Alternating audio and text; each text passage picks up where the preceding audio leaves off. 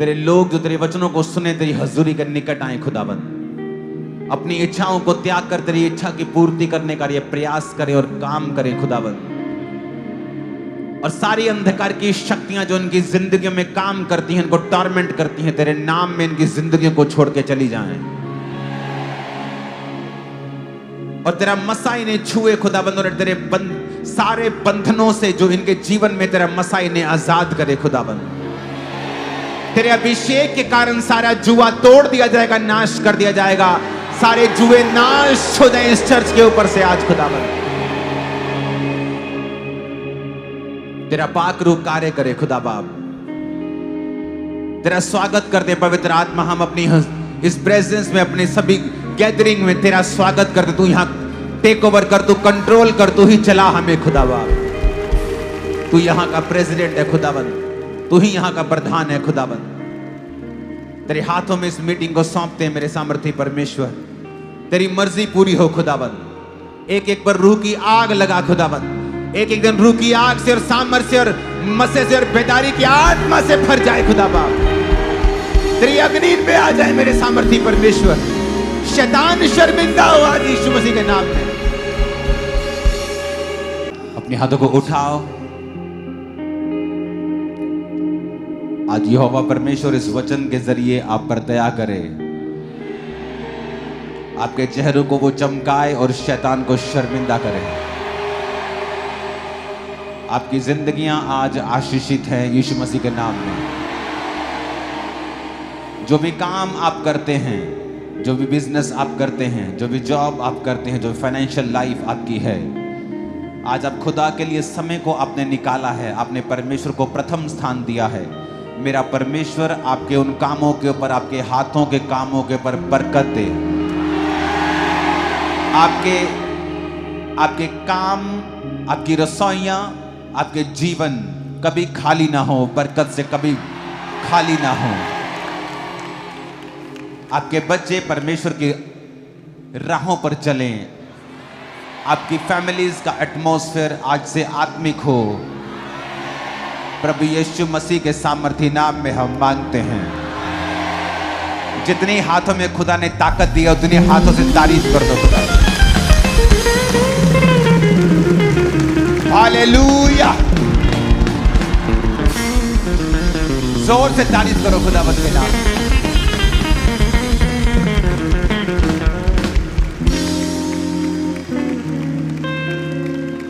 खुश हो चर्च?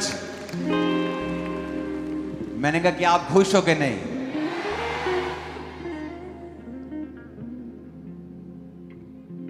एक दिन निराशा ने अपनी गवाही दी। कहती मैं चर्च में गई और एंट्री करना चाहा लोगों की जिंदगियों में, और मैं उनमें चली गई जो निराश दिख रहे थे।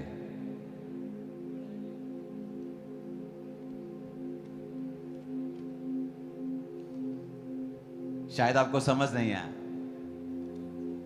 निराशा कहती है मैं एक दिन चर्च में गई और लोगों की लाइफ में एंट्री करना चाहा, और मैंने उनमें एंट्री की जो निराश दिख रहे थे,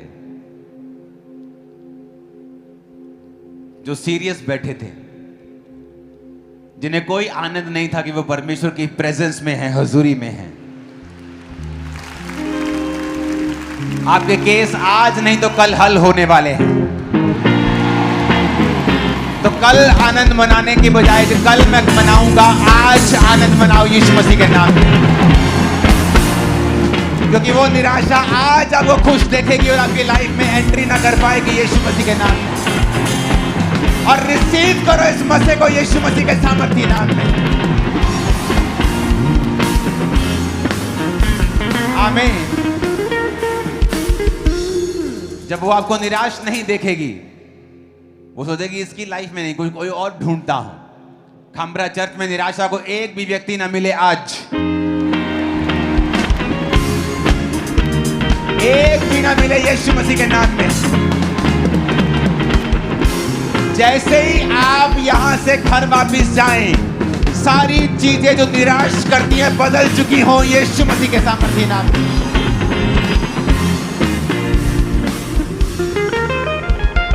यीशु मसीह ने कहा था तुम अपने फ्यूचर को बना सकते हो।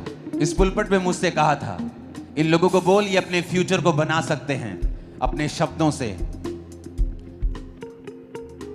जब तक आप अपने शब्दों को इस्तेमाल नहीं करते, मैं आपके लिए अपने शब्दों को इस्तेमाल करता हूं। जब आप यहां से जाएंगे, आपके घरों में आपको निराशाएं नहीं दिखेंगी यीशु मसीह के नाम में।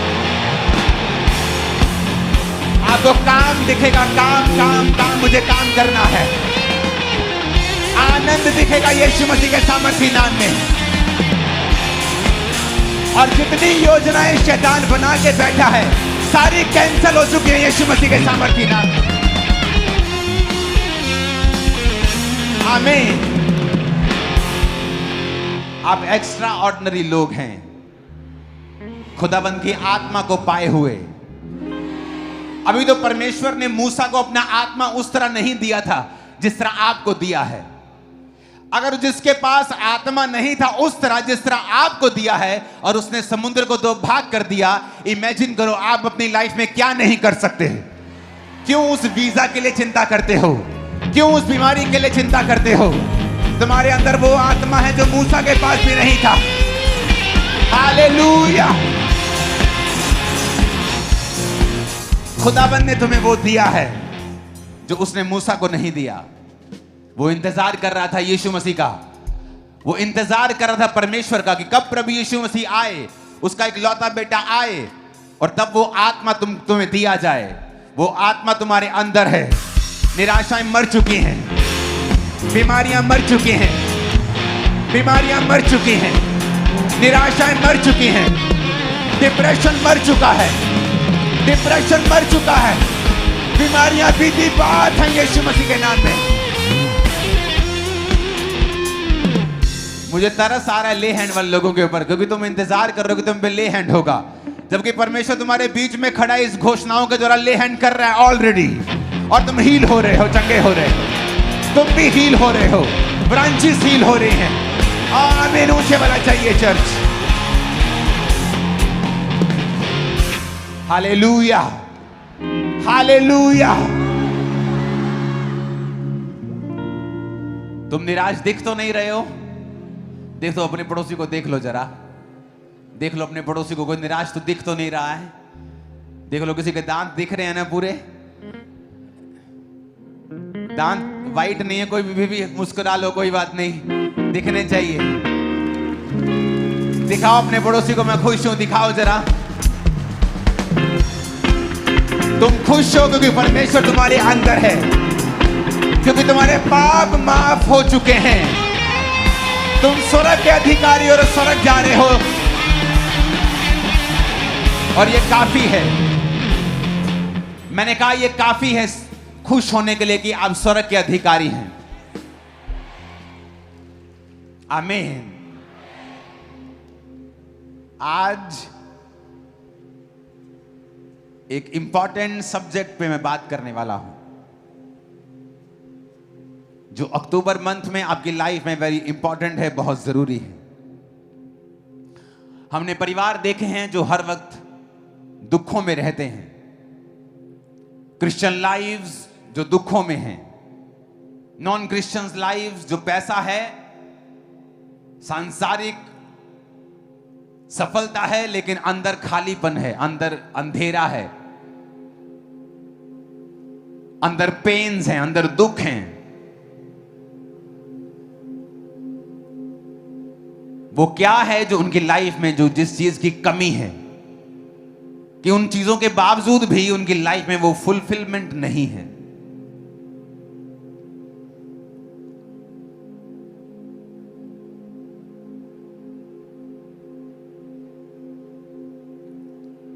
जब आप हिस्ट्री पढ़ते हैं, जिस पहाड़ पर परमेश्वर ने मूसा को दर्शन दिया, आज भी अगर आप उस पहाड़ को देखने जाएंगे, आज भी आपको वो सऊदी अरेबिया में मिल जाएगा।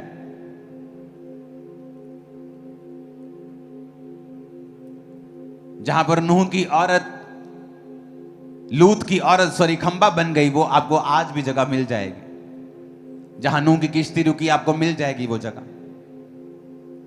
सब जगहें आपको मिल जाएंगी, लेकिन अदन के बाग को अब तक ढूंढा नहीं गया है।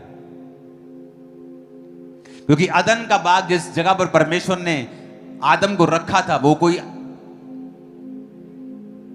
सिर्फ सांसारिक जगह नहीं थी, वो फिजिकल जगह नहीं थी। जैसे खामरा एक फिजिकल जगह है जहां हम और आप मिलते हैं हर संडे थर्सडे। हम रोज यहां बैठते क्योंकि परमेश्वर ने हमें एक जगह दी है। सब जगहें बाइबल में डिफाइन की गई हैं और आज भी वहां हैं। यीशु मसीह जहां जी उठे आज भी आप जहां वहां जाके देख सकते हो। जहां लाजर को जिवाया गया आज देख सकते हो। जहां पर पतरस की सास को चंगा किया गया वो घर चर्च आज भी आप देख सकते हो। वो मटके जहां पर यीशु मसीह ने दाखरस बनाया वो आज भी आप देख सकते हो। लेकिन अदन का बाग कहां है? कोई इसे आज तक डिफाइन नहीं कर पाया। जहां पर आदम को रखा गया था, परमेश्वर ने आदम को रचा और अदन के बाग में रख दिया। आज तक अदन का बाग कहां है लोगों को मालूम नहीं। बड़े बड़े थ्योरी, पीएचडी, डबल पीएचडी, क्या सब पढ़ लिया, लेकिन आज तक मालूम नहीं कर पाए अदन का बाग कहां था। क्योंकि अदन का बाग सिर्फ एक सांसारिक प्लेस, एक फिजिकल प्लेस, एक शारीरिक प्लेस नहीं है। अदन का बाग परमेश्वर की हुजूरी था, परमेश्वर की प्रेजेंस थी, जहां से उसको एक्सेस था। उसके पास चाबी थी कि वो परमेश्वर की प्रेजेंस में कभी भी जा सकता है, उससे बात कर सकता है। जिस तरह याकूब जब जा रहा था तो बाइबल कहती जिस जगह वो सोया उसने स्वर्गदूतों को नीचे उतरते और ऊपर चढ़ते हुए देखा। उसने कहा ये तो परमेश्वर का दरवाजा है और मैं वहां पर यहां पर ये बनाऊंगा वो बनाऊंगा। उसने वहां पर पत्थर इकट्ठे किए, वहां निशानी लगा दी जहां पर वो परमेश्वर की विजिट को ले पाया।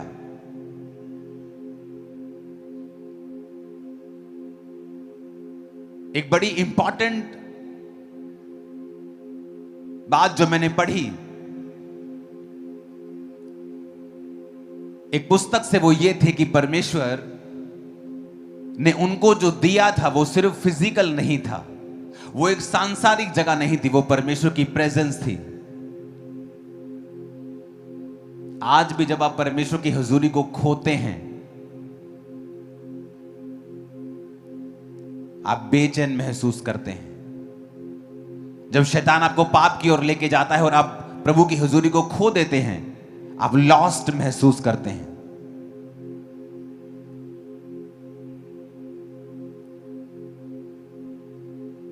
आप कुड़कुड़ाते हैं परमेश्वर के सामने, कंप्लेंट्स करते रहते हैं आप परमेश्वर के सामने।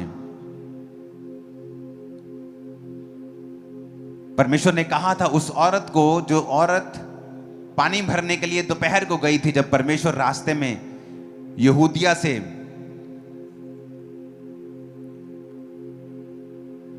गलील जा रहे थे तो सामरिया होकर परमेश्वर को जाना जरूरी था। यूहन्ना 4 तो लिखा वो सामरिया के एक नगर में आया तो वहां पर कुएं के पास बैठ गया और एक औरत आई और जल भरने लगी दोपहर के समय। छठा घंटा मतलब दोपहर का समय। एक रिजेक्टेड औरत, क्यों रिजेक्टेड थी? क्योंकि संसार ने उसे रिजेक्ट कर दिया था। क्यों रिजेक्ट कर दिया? क्योंकि वो व्यभिचारिणी थी। एक पति, दूसरा पति, तीसरा पति, चौथा, 5 पति। अभी छठे बंदे के पास रह रही, वो भी उसका पति नहीं, तो लोगों ने उसे रिजेक्ट कर दिया था। तो उसे वो सुबह सुबह औरतें पानी भरने के लिए जब जाया करती थी तो वो औरतें उनको साथ नहीं लेके जाती थी, उसे गंदी औरत समझ कर छोड़ दिया जाता था। तो वो दोपहर के समय जब कोई पानी लेने नहीं जाता, जब धूप होती है, कोई घर से नहीं निकलता, उस एरिया में, जिस एरिया की मैं बात कर रहा हूं, तो वो दोपहर को पानी लेने जाया करती थी। और यीशु मसीह वहां बैठे हुए मिले और यीशु मसीह ने उससे कहा मुझे पानी पिला। तो वो बड़ी हैरान हुई कि तुम मुझसे पानी क्यों मांग रहे हो? मैं तो एक अन्य जाति औरत हूं और यहूदी जो है मुझसे कोई व्यवहार नहीं रखते हैं। और 10 आयत में यीशु ने उत्तर दिया, यदि तू परमेश्वर के वरदान को जानती और ये भी जानती कि वह कौन है जो तुझसे कहता है मुझे पानी पिला, तो तू उससे मांगती और वो तुझे जीवन का जल देता।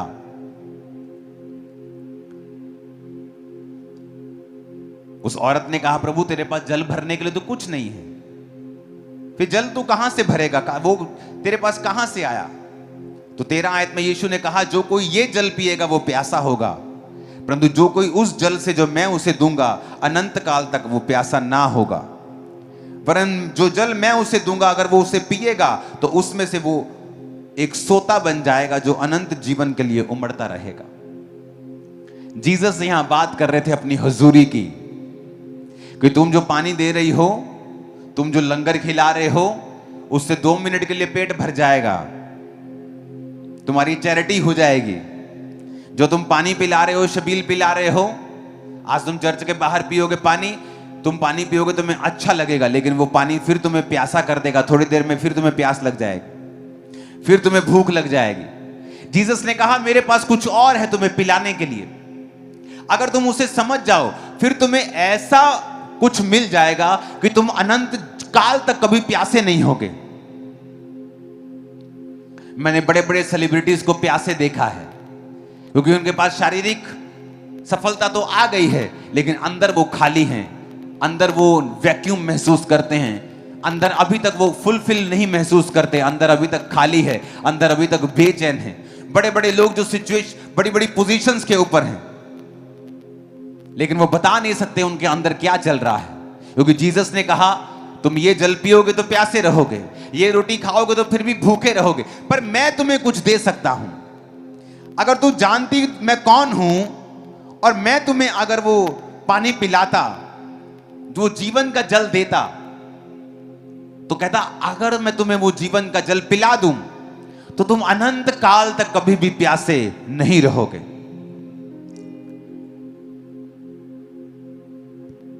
चौदह आयत में लिखा, जो कोई उस जल में से पिएगा जो मैं उसे दूंगा वो अनंत काल तक प्यासा ना होगा, अनंत काल तक प्यासा ना होगा। ऐसा कौन सा जल है? क्योंकि परमेश्वर अपनी हुजूरी की बात कर रहे थे। परमेश्वर ने कहा तू जा अपने पति को बुला ले। कहती मैं मेरा पति नहीं। जीसस ने कहा हां तू 5 पति कर चुके, जिसके पास तू अब है वो भी तेरा पति नहीं। जीसस उससे कह रहे थे कि वो प्रेजेंस जो आदम ने खो दी थी, उससे पहले बीमारियां नहीं थी, आंसू नहीं थे, बेचैनी नहीं होती थी, डिप्रेशन नहीं होता था, गरीबी नाम की कोई चीज नहीं थी, शैतान के अटैक नाम की कोई चीज नहीं थी, दुख नाम की कोई चीज नहीं थी, कंफ्यूजन नाम की कोई चीज नहीं थी, दुख नाम की, आंसू नाम की कोई चीज नहीं थी, डाइवोर्स नाम की कोई चीज नहीं थी। परमेश्वर ने एक परफेक्ट लाइफ दी थी आदम और हवा को, और अपनी हुजूरी उन्हें दी थी, क्योंकि जो मेन एटमॉस्फेयर जिसमें आदम और हवा को रहना था वो परमेश्वर की हुजूरी थी। आप मछली को पानी के बाहर निकालेंगे, मछली मर जाएगी, क्योंकि वो वहां नहीं रह सकती है, क्योंकि उसको पानी के अंदर रहने के लिए रचा गया है। उसका एटमॉस्फेयर ही वही है कि वो पानी के अंदर ही रहती है। पानी के बाहर कुछ मछलियां सांस ले सकती हैं, लेकिन पानी के बिना जी नहीं सकती। मोस्टली 99% मछलियां पानी के अंदर ही सांस लेती हैं और वहीं रहती हैं, अगर बाहर निकालते तो मर जाती हैं। लेकिन वो पानी के एटमॉस्फेयर में जीने के लिए रची गई हैं। आप लोग रचे गए थे परमेश्वर की हुजूरी के अंदर जीने के लिए। इसलिए जब परमेश्वर की हुजूरी के अंदर लोग जीते थे, आदम जीता था, उसको कोई बीमारी के लिए प्रार्थना करने की जरूरत नहीं थी, आदम को कुछ भी करने की जरूरत नहीं थी, सब कुछ स्मूथ चल रहा था, सब कुछ भला चल रहा था। लेकिन बाइबल कहती है जब उन्होंने अपराध किया, पाप किया और परमेश्वर की प्रेजेंस उनकी जिंदगी से चली गई, उसके बाद क्या हुआ? उसके बाद उनकी जिंदगियों में श्राप आए, आदम की संतान ने एक दूसरे को मारा, मर्डर आए, कत्ल आए, अपराध आया, व्यभिचार आया, परमेश्वर की आज्ञा की उल्लंघना करने के बाद वो सब आया जो उनकी जिंदगियों में नहीं होना चाहिए था। जिस तरह मछली की जिंदगी में वो मौत नहीं आ सकती जब तक आप उसको पानी के बाहर नहीं निकालेंगे, क्योंकि वो पानी में रहने के लिए बनाई गई है। जीसस उससे ये कह रहे थे कि मैं अगर तेरे को वो जीवन जल दे दूंगा तो तू प्यासी नहीं रहेगी। तू पति कर चुकी है, तू व्यभिचार कर चुकी है, फिर भी तू प्यासी है, क्योंकि वो औरत क्या अंदर क्या चल रहा था वो औरत को मालूम था। वो खालीपन, वो अकेलापन, वो एक बेचैनी जो परमेश्वर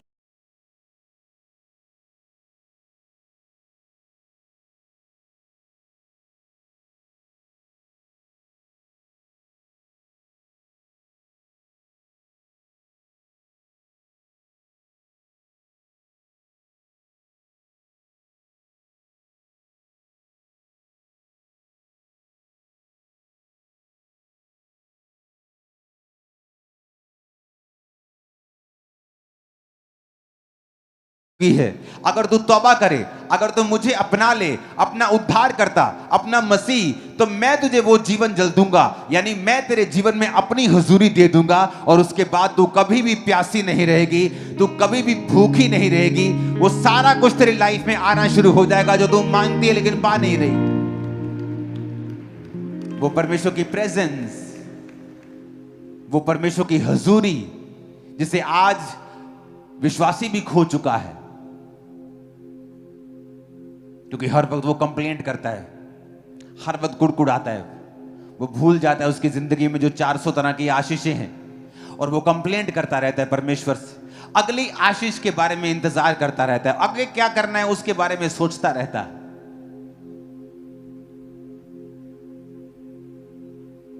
जब आप सुबह उठे वर्शिप करें, और जब वर्शिप कर रहे हो तो थैंक्स गिविंग के साथ वर्शिप करें। ये मेरा एक्सपीरियंस है, मेरी लाइफ का पर्सनल एक्सपीरियंस है। वर्शिप करें, उसमें प्रार्थना याद आई तो प्रार्थनाएं मत करें, वर्शिप करें खुदाबंद की कि वो महान है। वो जैसा भी गीत आप लगा के वर्शिप कर रहे हैं या अपने होठों से कर रहे हैं, और थैंक्स करें परमेश्वर को। बाइबल कहती है वो तुम्हारी स्तुतियों के अंदर विराजमान है। कई बार आप परमेश्वर में होते हैं लेकिन फिर भी परमेश्वर की प्रेजेंस को आप अपनी जिंदगी में खो चुके होते हैं। आप क्रिश्चियन होते हुए भी उस प्रेजेंस को खो चुके होते हैं, डिस्ट्रैक्शन की वजह से, प्रार्थना ना करने की वजह से, बाइबल ना पढ़ने की वजह से। आप उसकी हुजूरी को आप खो चुके होते हैं, क्योंकि आप कंप्लेंट्स करते हैं, हर वक्त मरमर करते हैं, आप हर वक्त कुड़कुड़ाते हैं, इसलिए परमेश्वर की हुजूरी आपकी लाइफ में नहीं रहती। और परमेश्वर उससे कह रहा था कि अगर मैं तुझे वो पानी दूंगा ना जो जीवन जल है, तो फिर कभी भी प्यासी नहीं रहेगी, तो कभी भी प्यासी नहीं रहेगी। एक क्रिश्चियन होने के नाते परमेश्वर का आनंद, परमेश्वर की ताकत, परमेश्वर की ब्लेसिंग हमेशा आपकी लाइफ पर होनी चाहिए 24 घंटे। एक क्रिश्चियन होने के नाते आपके घरों में परमेश्वर का आनंद होना चाहिए। आज क्यों नहीं है? क्योंकि जहां परमेश्वर की हुजूरी नहीं होगी वहां ये चीजें नहीं होंगी। तो आपको कई बार वो एटमॉस्फेयर खुद भी बनाना पड़ता है। आप मछली लेके आते हैं बाजार से, तो आपको फिश टैंक रखना पड़ता है। अगर आप उस मछली को पालना चाहते हैं तो फिश टैंक में वो पलती, आपको उसके लिए एटमॉस्फेयर तैयार करना पड़ता है। तो परमेश्वर की प्रेजेंस के लिए भी आपको एटमॉस्फेयर रेडी करना पड़ता है। परमेश्वर ने आदम को बनाया, पूरा माहौल बनाया, एटमॉस्फेयर बनाया। उसने सूर्य, चांद, उसने सारा चीजें, सारी पृथ्वी, पेड़ पौधे, जंतु, मछलियां सब बनाया और आदम को बना के उस एटमॉस्फेयर में रख दिया। परमेश्वर आपके जीवन में जब होगा, आनंद होगा, शांति होगी, बरकत होगी, ताकत होगी, कमजोरी नहीं होगी, डर नहीं होगा। लेकिन परमेश्वर की प्रेजेंस को कैसे अपनी लाइफ में लाया जाए, कैसे उस एटमॉस्फेयर को क्रिएट किया जाए, कैसे उस जीवन जल को रिसीव किया जाए कि आप भी परमेश्वर की वही हुजूरी में रह सकें जो परमेश्वर ने आदम को दी थी। पहली बात तौबा करना अपने गुनाहों से, अपने पापों से। इसलिए परमेश्वर ने कहा था यदि तू जानती तू किससे मांग रही है, तू जानती अगर मैं कौन हूं तो तू मुझसे मांगती। तो अपने पति को, जो तेरा पति है भी नहीं, उसे व्यभिचार को छोड़ के तो मुझसे मांगती। जब आप तौबा करते हैं आप प्रभु की प्रेजेंस में वापस चले जाते हैं। जब आप परमेश्वर की प्रेजेंस में वापस चले जाते हैं, जिस तरह मछली को पानी में अंदर जाके फिर तसल्ली मिलती है जब उसे बाहर निकाल लिया जाता है और वो तड़पती है, जब वो पानी के अंदर जाती है तब उसे रिलैक्सेशन मिलती है, उसे सुकून मिलता है, वैसे ही सुकून आपकी लाइफ में आना शुरू होता है। आप समझना शुरू करते हैं, हाँ मैं क्यों बेचैन था, क्यों मेरी लाइफ में ये दिक्कतें थी, क्यों मेरी फैमिली में ये प्रॉब्लम्स थी, क्यों मेरे जीवन में ये सारी दिक्कतें, ये सारे श्राप चल रहे थे, क्योंकि मैं प्रभु की हुजूरी से दूर था। फिर आपका परमेश्वर एक ही होता है, 10 परमेश्वर नहीं होते।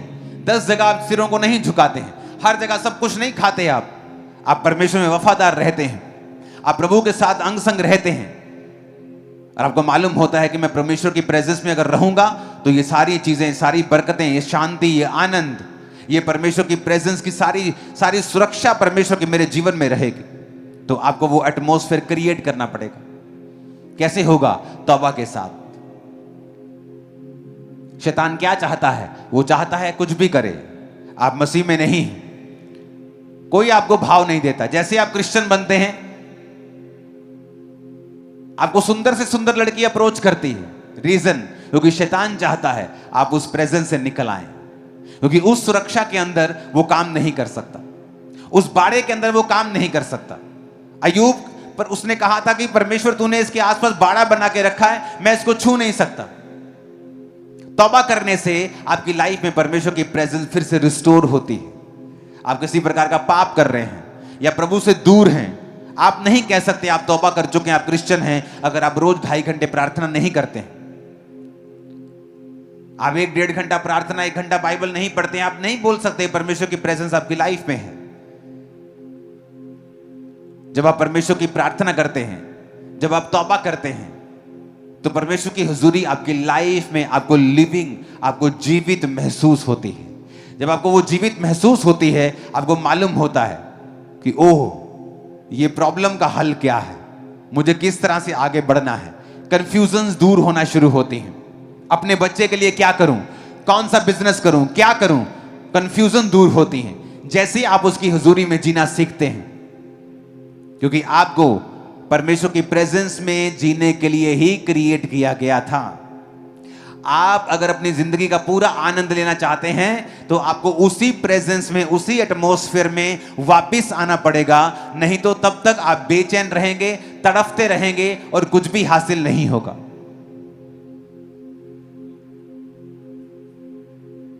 वो स्तुतियों पर विराजमान है।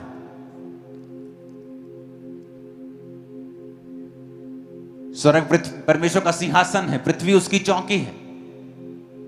परमेश्वर स्वर्ग में नहीं रहता, वो देखे सिंहासन है उसका।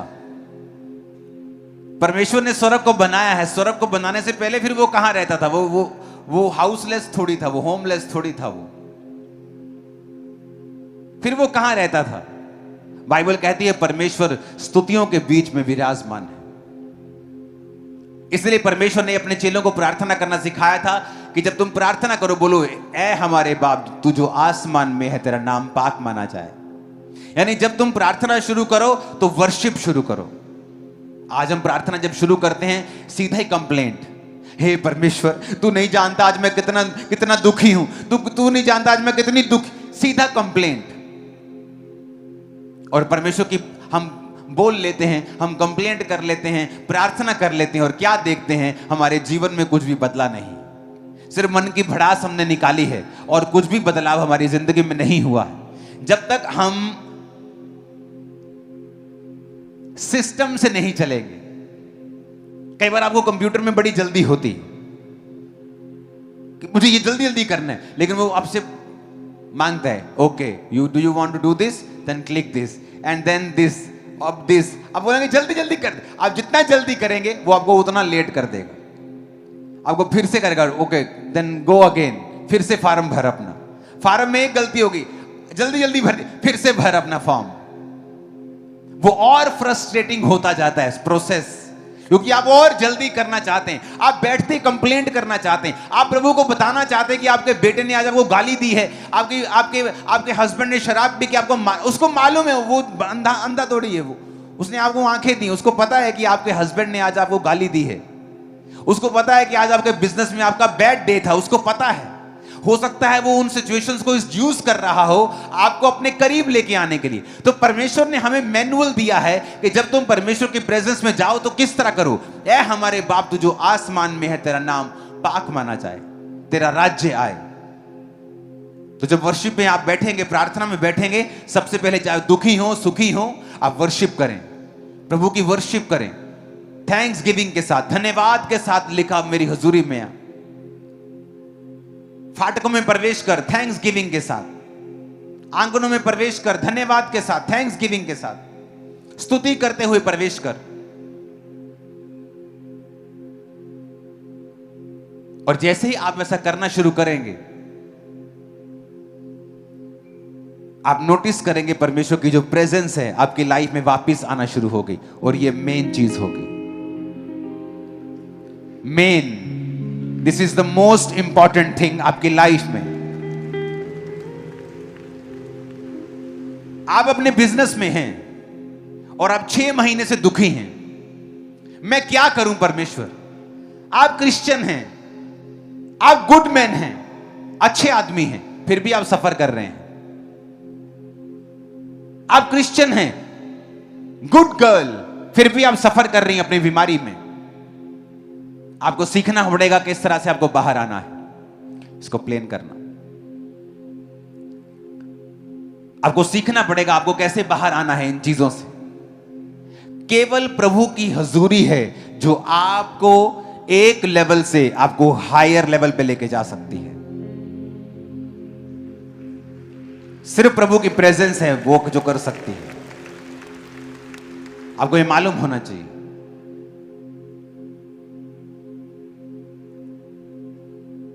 जब तक आप नेक्स्ट लेवल पर नहीं जाते हैं, आपकी फैमिली की कोई साल्वेशन नहीं होती है। जब तक आप नेक्स्ट लेवल पे नहीं जाते हैं, बहुत सारी चीजें हैं जो आपकी लाइफ में प्रभु करना चाहता है, वो नहीं कर पाता है। परमेश्वर की प्रेजेंस आपको चाहिए। क्यों? क्योंकि जिस तरह मछली को पानी चाहिए, आपको प्रभु की हुजूरी चाहिए राइट वे में ऑपरेट करने के लिए। Right way to operate in my business, मुझे प्रभु की प्रेजेंस चाहिए। मुझे अपने काम में सही तरह से काम करने के लिए प्रभु की प्रेजेंस चाहिए। लोग सोचते हैं मुझे प्रेजेंस चाहिए तालियां बजाने, आत्मा उतरता है ना तालियां बजाने के लिए, लेकिन जब मैं अपने सिलेंडर बेचने जाऊंगा ना, मुझे प्रेजेंस की जरूरत नहीं है। और वहीं वो धोखा खाते हैं और वहीं शैतान उनको धोखा देता है और वचन पूरा होता है, अज्ञानता के कारण मेरी प्रजा बंधुआई में जाती है। और जब वो अपने बिजनेस में परमेश्वर के वचन के अनुसार नहीं चलता और उस अन्य आज्ञाकारिता के वजह से उसकी जिंदगी में दूसरे बंधन रहते हैं, तो वो कंफ्यूज रहता है कि मैं चर्च जाता हूं, आत्मा भी मुझ पे उतरता है, लेकिन मेरी लाइफ में ये मुश्किलें क्यों नहीं हल हो रही? क्योंकि आपको परमेश्वर की हुजूरी को हर जगह कैरी करना है, क्योंकि आप बनाए ही उस चीज के लिए गए हैं। अगर मछली को खाना खाना है, पानी में ही खाना है। उसको बाथरूम करना है तो पानी में ही करना है। उसको कहीं दूसरी मछली से मिलने जाना है तो पानी में ही जाना है। उसको हर चीज पानी में ही करनी है, क्योंकि उसको उसी चीज के लिए बनाया गया है। आपको जब परमेश्वर ने बनाया तो प्रभु जानता था आपको बिजनेस करना है, आपको डॉक्टर बनना है, आपको वैद्य बनना है, इंजीनियर बनना है, आपको काम करना है, आपको जॉब करनी है। तो उसने सब चीजें वो जानता था, इसलिए उसने एक एटमॉस्फेयर रेडी किया, परमेश्वर की प्रेजेंस का एटमॉस्फेयर, कि जिसमें रहकर आप सब चीजें ऑपरेट करेंगे और आपको कोई भी दिक्कत नहीं होगी। लेकिन जैसे ही आप उस एटमॉस्फेयर से बाहर आएंगे, आप स्ट्रगल करेंगे, आप स्ट्रगल करेंगे, फिर आप नए नए कोट बनाएंगे। जिंदगी एक संघर्ष है, जिंदगी दुखों का मेला है। ये उन्होंने बनाए हैं जो परमेश्वर की हुजूरी से दूर हैं। जिंदगी संघर्ष नहीं है। पिता ने आपको संघर्ष करने के लिए पैदा नहीं किया है, लेकिन हमें प्रैक्टिस करनी होगी परमेश्वर की प्रेजेंस में जीने की, और हमें एटमॉस्फेयर क्रिएट करना होगा। हमें एटमॉस्फेयर क्रिएट करना होगा, हमें वो माहौल बनाना होगा जहां हम परमेश्वर की हुजूरी में रह सकें। मेरे दोस्त जो परमेश्वर में नहीं थे, जब मैं परमेश्वर में आया, मैं उनसे अलग हुआ, क्योंकि मुझे वो एटमॉस्फेयर अपनी लाइफ में बनाना था जहां मैं परमेश्वर की प्रेजेंस में ही रह सकूं। अगर मैं वो एटमॉस्फेयर, वो माहौल नहीं बनाऊंगा, तो मैं जानता हूं कि मुझे ही प्रॉब्लम होगी, क्योंकि परमेश्वर की प्रेजेंस में आपको राइट वे में डायरेक्शन मिलती है। आप शांत होते हैं, शांति आपके अंदर होती है, आनंद होता है। परमेश्वर आपको गाइड करता है, आपको बताता है किस तरह से अपनी लाइफ में चलना है। और जब वो प्रेजेंस आपके अंदर होती है, तभी आप समझ पाते हैं उस प्रेजेंस को, जिसके बिना आप कुछ नहीं कर सकते हैं। उसको, उस एटमॉस्फेयर को बनाने के लिए सबसे पहला काम है कन्फेशंस। अपने पड़ोसी को बोलो अंगीकार करना।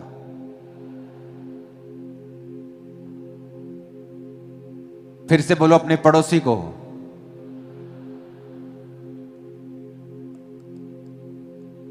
ओके, बोलो अंगीकार करना। फिर से इसका रबड़ भी ऑन करना। सेकंड, अपने पड़ोसी को बोलो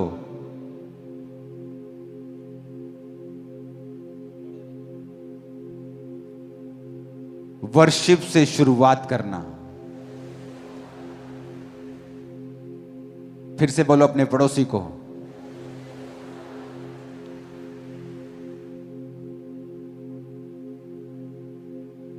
और धन्यवाद देना। फिर से बोलो अपने पड़ोसी को।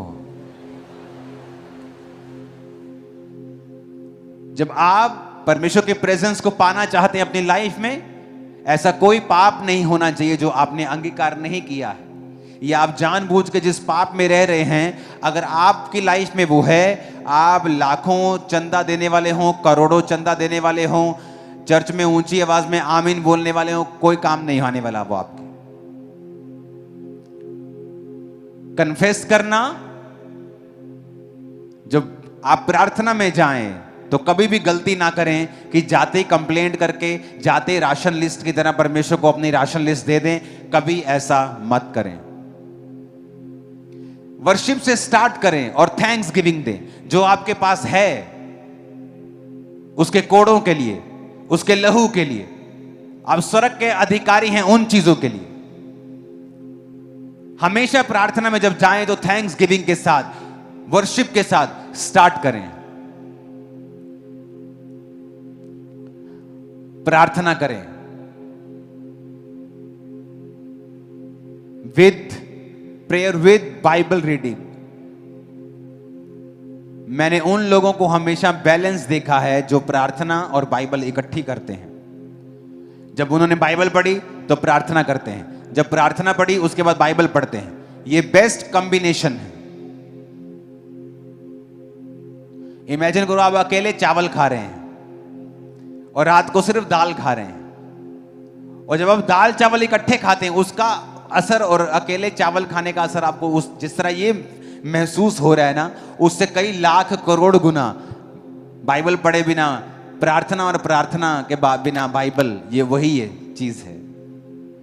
अगर आपको प्रॉपर न्यूट्रिएंट्स चाहिए अपनी आत्मा के लिए, प्रॉपर आपको खाना चाहिए अपनी सोल के लिए, तो जब बाइबल पढ़ें तब प्रार्थना करें। जब प्रार्थना कर रहे हैं उसके बाद बाइबल पढ़ें, एंड में फिर प्रार्थना करें, एंड में फिर वर्शिप करें। वर्शिप से शुरुआत करें, वर्शिप से एंड करें। ऊंची आवाज में बोलो हालेलुया।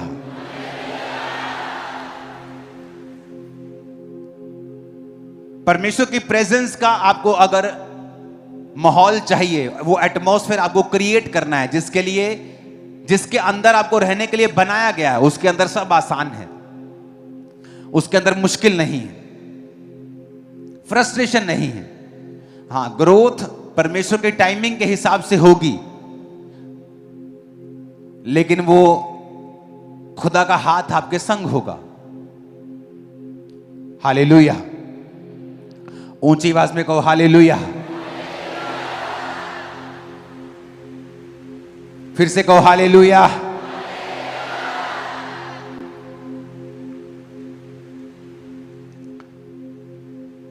और अगर आपने एटमॉस्फेयर को नहीं बनाया, इमेजिन करो आप अपने घर में हैं और 24 घंटे आपके घर में टीवी चल रहे हैं। 24 घंटे आपके घर में टीवी ऑन है। मैंने विश्वासी देखे 24 घंटे टीवी ऑन है, उनके जो लॉबी है वहां टीवी ऑन है हर टाइम। कभी वहां कलर्स चल रहा है, कभी वहां सोनी चल रहा है, एवरी टाइम। आपको लगता है परमेश्वर की हुजूरी वहां रहेगी? आप कोई प्रोग्राम देख रहे हैं और जैसे आपको लगता है कि नहीं ये प्रोग्राम गलत है, आप उसे बंद कर दें कि नहीं ये मैसेज गलत जा रहा है मेरे स्पिरिट के अंदर, क्योंकि आपको परमेश्वर की प्रेजेंस उस माहौल में रहना है। और शैतान का यही काम रहता है कि आपको उस माहौल से बाहर निकाला जाए, उस प्रेजेंस से आपको बाहर निकाला जाए। आप 10 दोस्तों में खड़े हैं और गाली चल रही है और गलत मजाक चल रहा है और लड़कियां छेड़ी जा रही हैं, आप परमेश्वर की प्रेजेंस को खो रहे हैं और आपको मालूम नहीं, क्योंकि परमेश्वर के आने की आवाज आती है, जाने की आवाज नहीं आती। और शैतान को पता है कि ये प्रेजेंस ही है जो आपको आगे लेके जाएगी, आपको सुरक्षित रखेगी। आपकी सुरक्षित रहने का जो आपकी इंश्योरेंस है ना, जो आपकी इंश्योरेंस है वो परमेश्वर की हुजूरी है। आपकी गाड़ी का एक्सीडेंट हो ना हो, चाहे 10 साल ना हो, अगर खरोंच लग गई अगर टेल लाइट टूट गई, अगर वो 50,000 की है तो इंश्योरेंस वाले इंश्योरेंस मांगेंगे, नहीं है तो पे करना पड़ेगा। तो वचन में लिखा है जो परम प्रधान के छाए हुए स्थान में बैठा रहे वो सर्वशक्तिमान की छाया में ठिकाना पाएगा। यानी जो कोई परमेश्वर के छाए स्थान में होगा, यानी उसकी हुजूरी के अंदर होगा, वो उसकी सुरक्षा को पाएगा, उसके डिफेंस को पाएगा। परमेश्वर के दूत उसके लिए काम करेंगे। तो ये कंडीशनल है, सबके लिए नहीं है। तो शैतान ये चाहता है कि तुम उसके छाए हुए स्थान से बाहर निकलो ताकि सुरक्षा तुम्हारे जीवन में ना रहे। एक्सीडेंट आज ना हो, चाहे 5 साल में हो, तो जब होगा तो वो नुकसान करेगा, लेकिन अगर इंश्योरेंस होगी तो वो नुकसान नहीं होता। तो परमेश्वर की हुजूरी तुम्हारी इंश्योरेंस है। अपने पड़ोसी से पूछो तुम्हारी इंश्योरेंस हुई है कि नहीं। परमेश्वर की आत्मा तुम्हारी जिंदगी में है कि नहीं। अगर नहीं है तो आज उसे इनवाइट करो, उसे पाकर जाओ, क्योंकि वो भी तुम्हारे अंदर आने के लिए तैयार है। आमीन। इमेजिन करो एक औरत जो रिजेक्टेड है। मैंने परमेश्वर की किंगडम में देखा है, मोस्टली जिसको दुनिया ने रिजेक्ट किया है, परमेश्वर ने उसे गले से लगाया है और बड़ा काम किया है उसके द्वारा। मोस्टली मैंने देखा है। कई बार जब परिवार, जब लोग आपको रिजेक्ट करते हैं, आपको दुखी नहीं होना चाहिए, क्योंकि परमेश्वर कुछ बड़ा काम आपकी लाइफ में करने वाला है। रिजेक्शन कर्स नहीं है। जब परमेश्वर की हुजूरी आपकी लाइफ में होती है ना, तो रिजेक्शन एक ब्लेसिंग है आप लोगों के लिए। अपने पड़ोसी को फिर से कहो, अंगीकार करना है, वर्शिप से स्टार्ट करना है और उसको धन्यवाद देना है, प्रार्थना करनी है और बाइबल साथ ही पढ़नी है। आमीन, आमीन। फास्टिंग करनी है चौथा। बाकी पॉइंट्स हम डिस्कस करते रहेंगे अगली मीटिंग्स में, क्योंकि परमेश्वर की प्रेजेंस के बारे में मैं आपसे बात करने वाला हूं। अगर ये रिस्टोर हो गई, अगर आपको उसमें जीना आ गया, आपने इसमें जीना सीख लिया, किसी और चीज की जरूरत आपको नहीं होगी। ये मोस्ट इंपॉर्टेंट चीज है आप लोगों के लिए। अगर आपको शरीर के काम तंग करते हैं, व्यभिचार तंग करता है, पाप तंग करता है, गंदी आदत तंग करती है, फास्टिंग करो। अपने शरीर को अंडर सब्जेक्ट, एक अथॉरिटी के नीचे लाओ। अपने शरीर को बताओ कि तुम इसके बंधे हुए नहीं हो।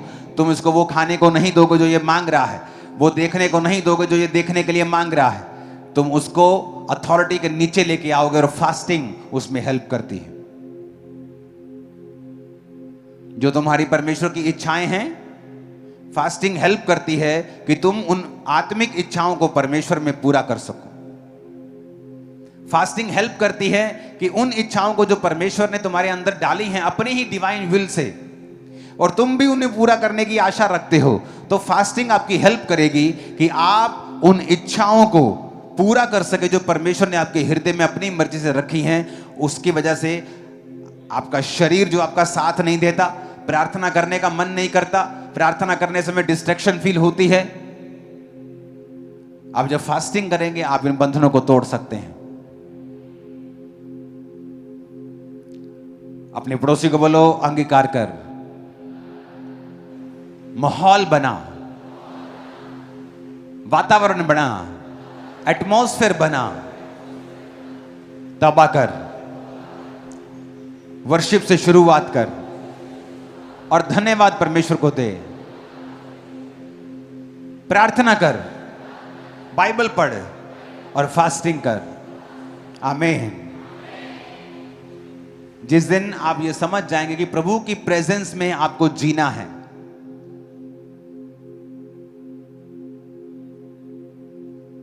मैंने आपको कहा था कि क्यों जीसस क्राइस्ट की लाइफ में जब मरियम ने कहा कि बेटा कुछ कर, दाखरस कम हो गया, क्योंकि वो जानते थे कि ये मिरेकल करता है। आप जब परमेश्वर की प्रेजेंस में रोज जीते हैं ना, एवरी डे आप उसकी प्रेजेंस में जीते हैं और आपको उस प्रेजेंस में जीने का आपका एक जीवन बन गया है, मैं आपको प्रॉमिस करता हूं। आप जहां भी जाएंगे, किधर भी, वहां मिरेकल्स होंगे खुदावंद के। आप जहां भी जाएंगे, आप जिस देश में जाएंगे वहां कुछ होगा जो पहले कभी नहीं हुआ। आप जहां भी जाएंगे कुछ ऐसा होगा जो पहले कभी नहीं हुआ। लोगों को निशानी मिलेगी कि परमेश्वर की प्रेजेंस इस व्यक्ति के साथ है। आप अपने रिश्तेदार के पास जाएंगे, कुछ होगा। अपने दोस्त सहेली से बात करेंगी आप, कुछ होगा। जब परमेश्वर की प्रेजेंस, आप कमरे में चले जाओ और रात को स्विच ऑफ करो, ऑन करो, ऑफ करो, आपको मजा ही नहीं आएगा। आपको बोलेगा यार तो ऑन कर दे, या तो खत्म कर दे, या बंद कर दे, या चला दे, क्या आंखों में चप चप कर रहा है तू।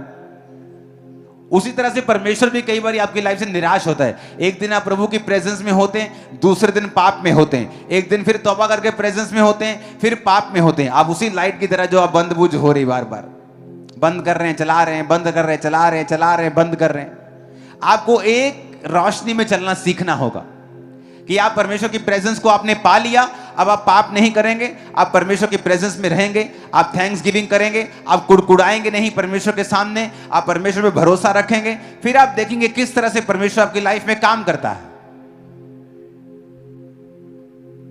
हालेलुया।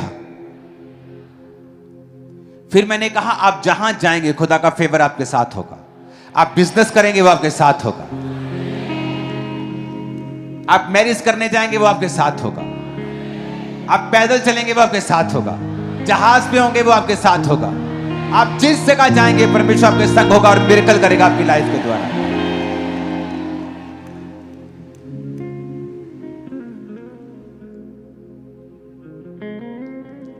हालेलुया। तैयार हो उसकी प्रेजेंस में जीने के लिए? आज पास्टर्स उसकी प्रेजेंस के बिना है। Visit visit visit visit visit visit visit, prayer की नहीं, विजिट ही करते रह गए, या तो प्रेयर ही करते रह गए, लोगों को ध्यान ही नहीं दिया। हमें बैलेंस रखना परमेश्वर ने सिखाया है। हालेलुया। जब परमेश्वर की हुजूरी आपकी लाइफ पे नहीं होगी, मूसा जानता था कि परमेश्वर की प्रेजेंस को वो कैरी करता है।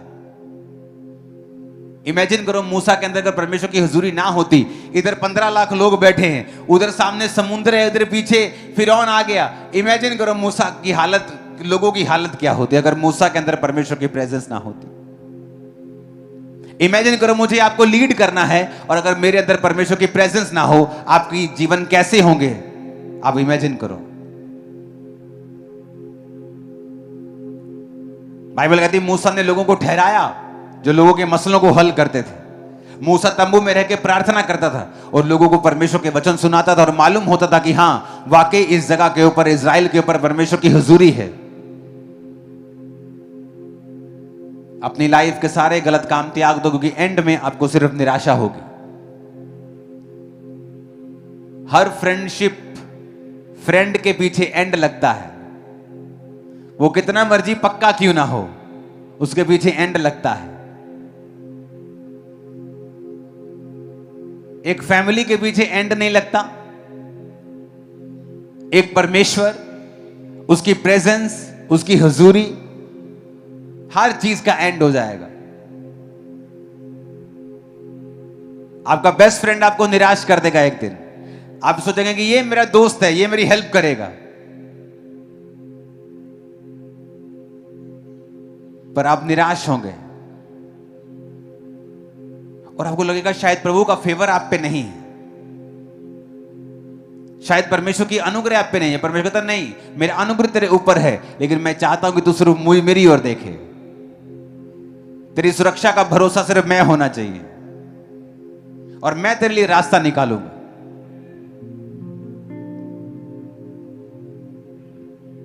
क्योंकि हर फ्रेंड का एक एंड है।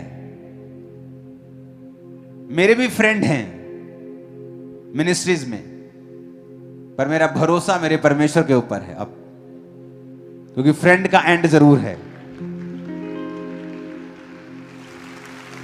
तो वो फ्रेंडशिप जिसके कारण आप परमेश्वर के प्रेजेंस के साथ कॉम्प्रोमाइज कर रहे हो, एक दिन श्योरली 100% मेरी बात को लिख लो, आपको निराश करेगा और आपका टाइम वेस्ट करेगा। कि आपने अगर आज परमेश्वर के वचन को सुनकर माना होता, तो वो 5 साल, वो 10 साल आप निराशा में जो आपने वेस्ट कर दिए, एक आदमी के पीछे लग के, एक औरत के पीछे लग के, एक रिलेशनशिप में जो नहीं थी सही, आप 10 साल बाद कहेंगे काश मैंने पहले सुना होता, काश मैंने पहले माना होता, सुन तो लिया था।